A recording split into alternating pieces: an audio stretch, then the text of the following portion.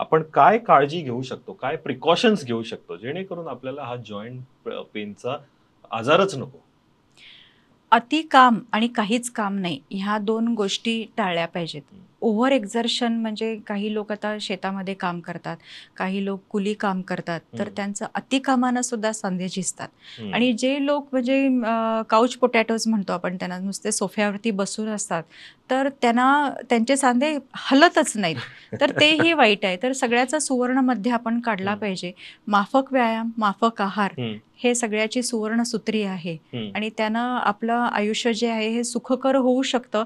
सगळे सांधे कामात ठेवणे हं, आणि त्या अतिकामात पण न ठेवणे आणि हं, त्याशिवाय आपल्या आहारामध्ये थोडकं तेल हं, आणि तूप ह्याचं प्रमाण सुद्धा असणं आवश्यक आहे. अगदी तेल तूप पूर्णतः वर्ज केलं तर आपल्या शरीरातली स्निग्धता सगळी निघून जाईल. हं. तर त्याचा बॅलन्स सुद्धा ठेवणं फार गरजेचं आहे.